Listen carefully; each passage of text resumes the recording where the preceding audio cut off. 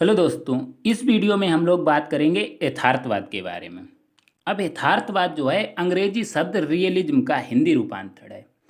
अब आपका जो शब्द है रियलिज्म, ये दो शब्दों से मिलकर बना है। कौन कौन से? रियल और इज्म। रियल और इज्म को मिलाएंगे तो बनेगा रियलिज्म। रियल शब्द की उत्पत्ति ग्रीक यानी कि यूनानी भाषा के रेस शब्द से हुई है, जिसका अर्थ क्या होता है? वस्तु। और इज्म का अर्थ तो बाद होता ही है, यानी कि इसको हम क्या कहते हैं? वस्तुवाद भी कहते हैं।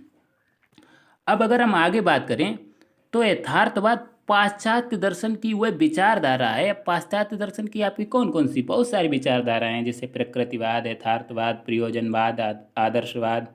ठीक है।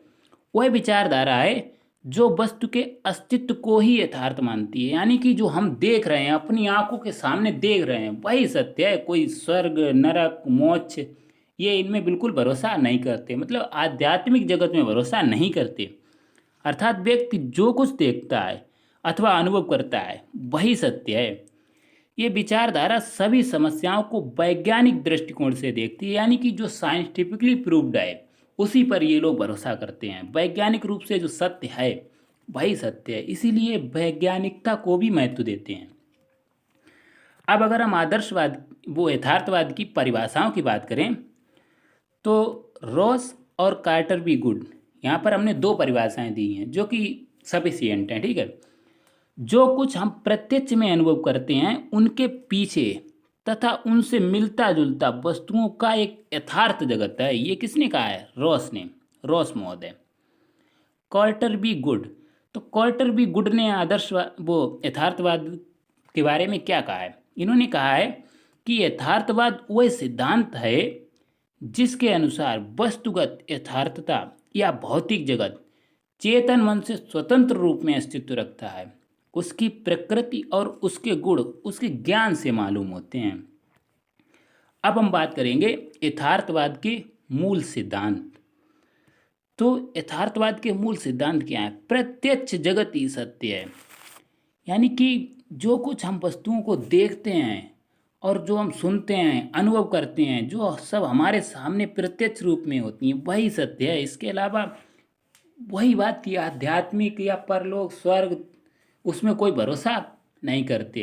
इसके अलावा कोई दूसरा जगत नहीं है यथार्थवाद के अनुसार। वर्तमान और व्यवहारिक जीवन ही सत्य है, मतलब भविष्य में भरोसा नहीं करते। ये जो वर्तमान में हम जी रहे हैं वही सत्य है। ज्ञानेंद्रियां ही ज्ञान प्राप्त करने का साधन है। मतलब ये कहते हैं कि ज्ञानेंद्रियों द्वारा प्राप्त किया गया क्या, मतलब ज्ञानेंद्रियों के द्वारा जो हम ज्ञान प्राप्त करते हैं वो कैसा होता है? स्थायी होता है। कहते हैं कि ज्ञानेंद्रियां ज्ञान का द्वार, ज्ञान प्राप्त करने के द्वार हैं। पारलौकिक जगत में विश्वास नहीं, ये पारलौकिक जगत में भरोसा नहीं करते। केवल भौतिक जगत जिसमें हम रह रहे हैं उसी पे भरोसा करते हैं। मनुष्य संसार का सर्वश्रेष्ठ पदार्थ है। अब देखो, ये जो है पदार्थवाद, मतलब मनुष्य को क्या एक पदार्थ मानते हैं, पदार्थ के रूप में स्वीकार करते हैं। और क्या कहते हैं?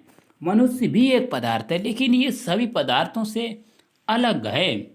कैसे अलग है? कहते हैं कि मनुष्य में मस्तिष्क होता है जिसके माध्यम से वो संसार की सभी वस्तुओं का ज्ञान प्राप्त कर सुखपूर्वक जीवन व्यतीत करता है। मनुष्य को भी इन्होंने पदार्थ के रूप में स्वीकार किया है।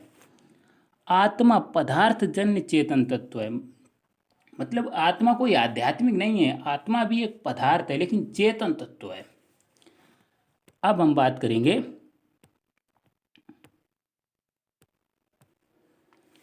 यथार्थवादी शिक्षा के उद्देश्य, मतलब यथार्थवादियों ने शिक्षा के क्या उद्देश्य बताए हैं। तो सबसे पहला, जीवन को सुखमय बनाना। मतलब शिक्षा ऐसी होनी चाहिए जो व्यक्ति के जीवन को सुखी बनाए, जो व्यक्ति के वर्तमान जीवन को सुखी बनाए। इंद्रिय ज्ञान पर बल, इंद्रिय ज्ञान पर इन्होंने बल दिया है, पुस्तकीय ज्ञान पर नहीं। मतलब जो ज्ञान हम अपनी इंद्रियों के द्वारा सीखते हैं उसी पर बल, क्योंकि इंद्रियां क्या हैं? इनके अनुसार, यथार्थवादियों के अनुसार, इंद्रियां ज्ञान का द्वार हैं। इसीलिए इन्होंने इंद्रिय ज्ञान पर बल दिया है। वैज्ञानिक दृष्टिकोण का विकास करना, तो वैज्ञानिक दृष्टिकोण मतलब यथार्थवादियों ने वैज्ञानिक विषयों को स्थान दिया है। क्योंकि वैज्ञानिक विषय क्या होते हैं, मतलब वर्तमान युग की आवश्यकता है, वैज्ञानिक दृष्टिकोण का विकास करना भी शिक्षा का उद्देश्य है। मानसिक शक्तियों का विकास, यथार्थवाद मनोविज्ञान को भी महत्व देता है, इसलिए शिक्षा के द्वारा बालक में मानसिक शक्तियों का विकास करना भी शिक्षा का उद्देश्य मानता है। व्यवसायिक शिक्षा पर बल, मतलब शिक्षा ऐसी होनी चाहिए जो हमें व्यवसाय प्राप्त कर सके, जिसके द्वारा हम सुखपूर्वक जीवन व्यतीत कर सकें, क्योंकि इन्होंने उद्देश्य क्या बताया, जीवन को सुख में बनाना। अब जीवन को सुख में बनाने के लिए शिक्षा व्यवसायिक होनी चाहिए, आध्यात्मिक शिक्षा से कोई इन्हें मतलब नहीं है। इसके बाद यथार्थवाद और पाठ्यक्रम, यानी कि यथार्थवादी विचारधारा पाठ्यक्रम को किस रूप में देखती है। यथार्थवादी विचारकों ने पाठ्यक्रम में वैज्ञानिक विषयों को विशेष महत्व दिया है। ये पाठ्यक्रम को व्यापक और जीवन उपयोगी, मतलब पाठ्यक्रम ऐसा होना चाहिए जो बालक के जीवन में, पाठ्यक्रम में ऐसे विषय शामिल हों जो जीवन के लिए उपयोगी हों। अब वैज्ञानिक विषय कौन कौन से हैं, जैसे इन्होंने पाठ्यक्रम में वैज्ञानिक विषय, यानी कि वही हिंदी, गणित, मतलब गणित, अंग्रेजी, विज्ञान, साइंस, सब ठीक है। यथार्थवाद और शिक्षक,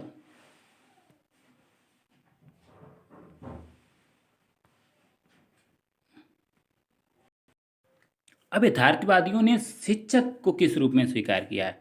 यथार्थवादी विचारक शिक्षक को शिक्षण प्रक्रिया का एक महत्वपूर्ण अंग मानते हैं, बल्कि प्रकृतिवाद में क्या था, वो शिक्षक को केवल एक ऑब्जर्वर के रूप में मानते थे, और आदर्शवाद में तो शिक्षक को ब्रह्मा के समान माना गया था। क्या कहते थे कि गुरुर ब्रह्मा गुरुर विष्णु गुरुर देवो महेश्वरा गुरुर साक्षात परम ब्रह्मा तस्मै श्री गुरुदेव नमः। इनके अनुसार शिक्षक को अपने विषय में विशेष ज्ञान प्राप्त होना चाहिए, क्योंकि शिक्षक क्या होता है, बालक का मार्गदर्शक होता है। जब तक शिक्षक को ही ज्ञान नहीं प्राप्त होगा तो बालक को कैसे ज्ञान देगा, ठीक है। यथार्थवाद और विद्यार्थी, यथार्थवादी जो हैं, यथार्थवादी विचारक विद्यार्थी के बारे में क्या कहते हैं। यथार्थवादी विचारक बालक को शिक्षा का केंद्र बिंदु मानते हैं। प्रकृतिवाद ने भी बालक को शिक्षा का केंद्र बिंदु माना है, बल्कि आदर्शवाद ने नहीं माना है। लेकिन ये बालक को शिक्षा का केंद्र बिंदु मानते हैं, लेकिन शिक्षक को भी, मतलब इनमें संतुलन बनाए रखे हैं, ठीक है। इन्होंने क्या कहा है, बालक को शिक्षा उसकी रुचियों और योग्यताओं और क्षमताओं को ध्यान में रखकर दी जानी चाहिए। मतलब बालक की रुचि क्या है, बालक को जो हम पढ़ा रहे हैं उसमें उसकी रुचि है भी या नहीं। जैसे हमने उसको मैथ दिला दी, अब वो खेल में उसकी रुचि है तो उसको खेल की शिक्षा देनी चाहिए। योग्यता, वो उसके लायक है या नहीं है, क्षमता, उसकी क्षमता है कि नहीं। जैसे अब कोई बालक पढ़ने में कम क्षमता है जिसकी, तो हमें उसको ऐसे विषय नहीं दिलाने चाहिए। रुचि उसकी खेल में है या कला वर्ग में है, ठीक है। यथार्थवादी विचारक बालक को कोरी स्लेट मानते थे। मतलब कोरी स्लेट का मतलब क्या है, एक कोरा कागज जिस पर कुछ भी लिखा जा सकता है। बालक जब पैदा होता है तब वो कोरी स्लेट के रूप में होता है। उसका जैसा शिक्षक होगा, जैसे उसमें आदर्श डेवलप किए जाएंगे, वैसा ही वो बन जाएगा। अब बात करते हैं यथार्थवाद और विद्यालय, ठीक है। इसको यहाँ पर विद्यालय होगा, ठीक है। यथार्थवादी विचारक विद्यालय की उपयोगिता को स्वीकार करते हैं, बल्कि प्रकृतिवाद में विद्यालय की उपयोगिता को स्वीकार नहीं किया गया था। इनके अनुसार विद्यालय वह स्थान है जहाँ बालक को सामाजिक जीवन जीना सिखाया जाता है। समाज में कैसे समायोजन करना है, सामाजिक समस्याओं से कैसे लड़ना है, ये हमें कहाँ सिखाया जाता है, विद्यालय में। इसके अब देखो अनुशासन, यथार्थवाद और अनुशासन। यथार्थवादियों के ने अनुशासन के किस रूप को स्वीकार किया है। यथार्थवादी बलपूर्वक स्थापित किए गए अनुशासन का विरोध करते हैं। बलपूर्वक स्थापित किए गए यानी कि दमनात्मक अनुशासन का ये विरोध करते हैं। इनके अनुसार अनुशासन प्रेम और सहानुभूति पर आधारित होना चाहिए। कैसा होना चाहिए, आत्म अनुशासन। ऐसा अनुशासन जो आत्मा से पैदा हो, आत्मा से जिसकी उत्पत्ति हो, अंदर से उत्पत्ति हो। सेल्फ डिसिप्लिन को ये महत्व देते हैं। बल्कि प्रकृतिवाद जो है मुक्तात्मक अनुशासन को स्वीकार करता था। कहता था कि बालक को बस प्रकृति में आप छोड़ दो, प्रकृति ही उसकी शिक्षिका है, प्रकृति ही उसे सब कुछ सिखाएगी। यथार्थवाद का मूल्यांकन। अब हम करेंगे मूल्यांकन, जिसमें हम क्या यथार्थवाद के गुण और दोषों के बारे में जानेंगे। सबसे पहला गुण क्या है? व्यवसायिक शिक्षा पर बल। शिक्षा ऐसी होनी चाहिए जो हमें व्यवसाय प्राप्त कर सके, क्योंकि इनका उद्देश्य क्या था? बालक को सुखपूर्वक जीवन व्यतीत कैसे करना है, सुखपूर्वक जीवन व्यतीत करना ही यथार्थवादियों का उद्देश्य है। वैज्ञानिक विषयों का महत्व, इन्होंने वैज्ञानिक विषयों को महत्व दिया है। अब वैज्ञानिक विषय, वर्तमान युग कैसा है? वैज्ञानिक युग है, विज्ञान युग है, तो वैज्ञानिक विषयों को महत्व देना एक अच्छी बात है। इन्होंने आध्यात्मिक विषयों को कोई महत्व नहीं दिया है। ये बात हम करेंगे इनके दोष में, ठीक है। दमनात्मक अनुशासन का विरोध, तो यथार्थवादियों ने दमनात्मक अनुशासन का विरोध किया है। कहते हैं बालक पर अनुशासन थोपना नहीं चाहिए, उसको कैसा आत्म अनुशासन द्वारा शिक्षा दी जानी चाहिए। स्व अनुभव द्वारा सीखने पर बल, बालक स्व अनुभव से सीखे, अनुभव के द्वारा सीखे, क्योंकि अनुभव द्वारा सीखा गया ज्ञान स्थायी होता है। अब हम बात करेंगे दोष के बारे में। तो यथार्थवादी शिक्षा के दोष क्या हैं? इन्होंने आध्यात्मिकता को महत्व नहीं दिया है, बल्कि आध्यात्मिकता और भौतिकता दोनों में संतुलन बना रहना चाहिए। आध्यात्मिकता को बिल्कुल हम निगलेक्ट नहीं कर सकते। आध्यात्मिकता भी जीवन के लिए कहीं ना कहीं उपयोगी है। व्यक्ति के आदर्शों को महत्व नहीं, मतलब व्यक्ति के भावों, विचारों, आदर्शों को इन्होंने बिल्कुल महत्व नहीं दिया है। केवल शिक्षा कैसी हो? व्यवसायिक शिक्षा हो, जिससे हम अपने जीवन को सुखपूर्वक व्यतीत कर सकें। और बल्कि एक व्यक्ति में आदर्श बहुत मायने रखते हैं। कोई व्यक्ति कितना भी शिक्षित है, जब तक उसमें अच्छे आदर्श नहीं होंगे, उसके अच्छे विचार नहीं होंगे, तब तक शिक्षा बेकार है। भविष्य के बारे में नहीं सोचना। ये लोग जो है केवल वर्तमान जीवन पर, वर्तमान जीवन को कैसे सुखी बनाया जाए, उस पर जोर देते थे और भविष्य की चिंता नहीं करते थे। तो ये इनका क्या हुआ? दोष। शिक्षक को गौड़ स्थान, इन्होंने बालक को, शिक्षा बाल केंद्रित होनी चाहिए।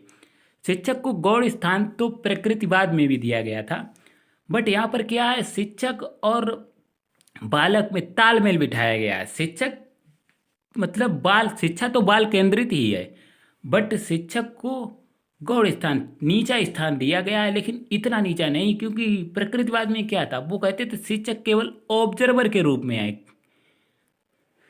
बल्कि आदर्शवाद में शिक्षक को गरिमा में स्थान प्राप्त था। तो ये था दोस्तों यथार्थवाद के बारे में। अगर आपको ये वीडियो पसंद आई है तो इसे लाइक करें, अपने दोस्तों के साथ ज़्यादा से ज़्यादा शेयर करें और हमारे चैनल को सब्सक्राइब करें। Thank you.